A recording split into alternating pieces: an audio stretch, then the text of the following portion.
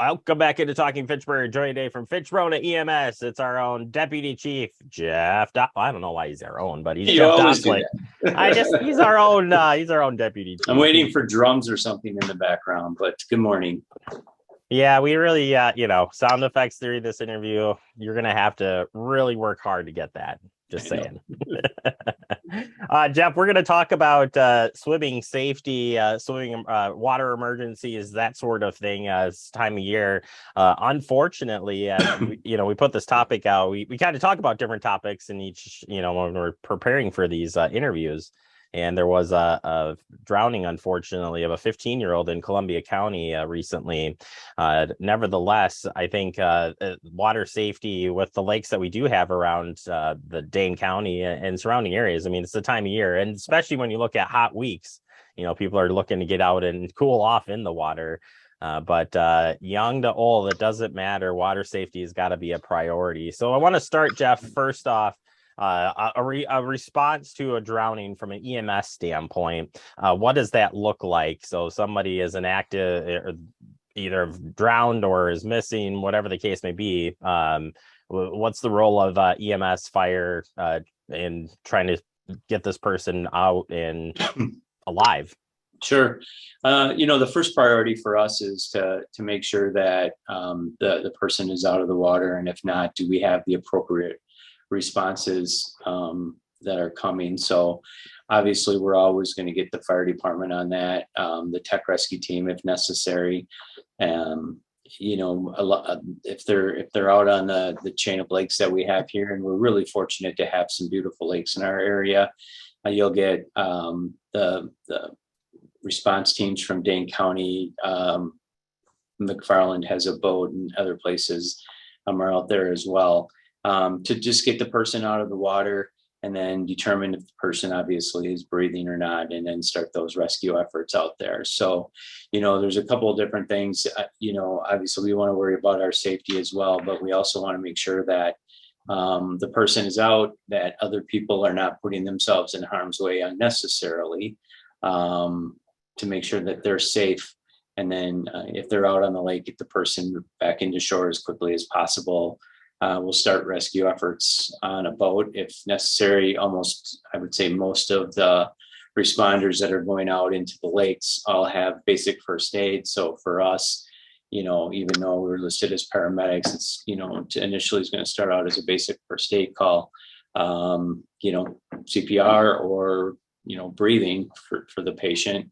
And we all can provide those types of skills. So that would be our first priority, is get the patient out, safety of responders, and safeties of all of those other people that are out there trying to help. We run into out on the lakes. There's not a ton of rescues out there. There are some during the course of the summertime. Sometimes those result in, behavior that probably could be curtailed, such as drinking and driving really fast on a boat. So we do occasionally run into situations where, while we really do appreciate the help of bystanders, sometimes if they're under the influence of things that make it a little bit harder for us to do our job, we have to have them step away and make sure that they're okay as well. So those are some of the challenges that we have. Some of the other things that we don't run into quite as much. In fact, recently here, we have the retention ponds in a lot of the neighborhoods out there. In my neighborhood, I know that there's two, and I see kids fishing all the time out there. And it's very easy for them to fall in, get trapped in some of the weeds and the brush and stuff that are in those retention ponds. So just to familiarize ourselves with those areas and what a rescue like that would entail. Yeah, and I appreciate the breakdown. I think it's always interesting to hear from your perspective, from the public or emergency officials, what happens in these situations, what you're doing, what you're going through, the motions are going through. We want to give some safety tips as well for swimming and just being safe overall. The first one, while it sounds simple, is watching kids, especially kids, Having a water watcher, that lifeguard, when there's not a lifeguard, are you going to be the water watcher? I didn't learn this term until a couple of years ago, doing a story here for Talking Fitchburg about water watcher and designating somebody that's all they do. Right. Yeah. So recently, the city of Madison had a case at the Goodman Pool where there was a child that was in distress. The lifeguard on duty literally saved this child's life by paying attention, finding the kid, pulling him out of the water, and doing the necessary first aid treatment. Fortunately, the ambulance that transported the patient or was tagged to respond was right on Olin Avenue, so everything was in place. But that lifeguard there was paying attention, and just to make sure that when you're out and you're having a good time and there's a lot of people around, and you know you're with your friends and the kids are all running around because they're having a good time, is to make sure somebody is designated to pay attention to those kids. The 15, 16, 17-year-olds can get in trouble just as much as the 2, 3, 4, and 5-year-olds. It's sometimes, and I can tell you from personal experience, you're out having a little bit of a party, and, the kids are running around, and you get, talking to somebody and they disappear and you don't see them. And, with young kids as well, that happens quickly, is to make sure somebody's designated to watch them, especially around the water areas. How important, and you're a dad, and I'm a dad, and so it's easy for to talk a little bit about this one. In fact, I'm taking my youngest son to swimming lessons tonight, first one. But the importance of doing swimming lessons, putting your kids in swimming lessons, even adults, you don't know how to swim, you can get in swimming lessons. Yeah, for sure. Well, my kids are in their 30s, so I'm fortunate enough that they were able to do that in their younger years. Now it's the grandkids that go, and I think it's really important to get them in the water and to make sure that they're fairly comfortable in situations where, obviously a 2-year-old is, the water is going to be over their head when they're in swimming lessons, and to learn how to help themselves if they get into trouble. But there's also adults that have, you're out swimming and you wander out just a little bit too far, and before you realize it, you're in too deep and you panic. And I think my personal opinion is, if you have those swimming lessons, you're able to kind of realize what's going on and try to help yourself. So I think it's really important that kids get into those, and adults, if they're not sure how to swim. My dad always said he learned how to swim by getting thrown in a quarry, and he literally got thrown over the side of a cliff into a quarry in Racine. And that's how he learned how to swim. So he was very adamant that we would he didn't throw us into the quarry, but he was adamant that we got those lessons. So. Yeah, I'm really thankful that our parents, for my brother and I, definitely had the same theories of get you in the water, and we did swimming lessons every summer, no matter whether we liked it or not. We had to do it, and I think it's a really good skill to have. And you're right, getting familiar with the water is all part of it, certainly. Finally, going back to the emergency and the importance of learning CPR in these scenarios is a little bit different. We've spent a lot of time talking about no hands CPR and that sort of thing, or chest compressions, that is.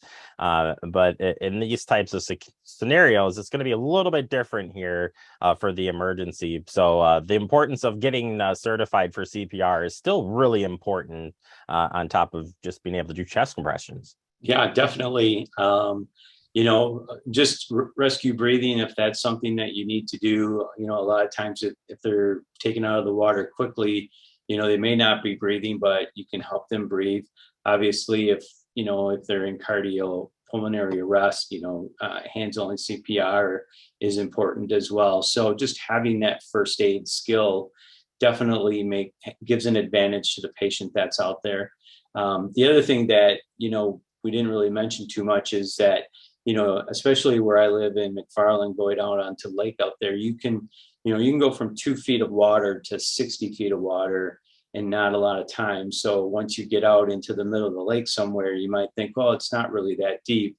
And in fact, being out on the boat a couple of Mondays ago for fire training, the depth of the lake where we were at was at 60 feet. And, I'm not a water guy, so a little bit scary to be in 60 feet of water. And if you're out goofing around, having those flotation devices, making sure, you have your life jackets on, having somebody watch where you're at, and, and just trying to be as safe as possible. And part of that is learning some CPR, rescue breathing, that kind of stuff. Well, with that, he's got a phone call, so we'll yeah, the front door. And... front door's call.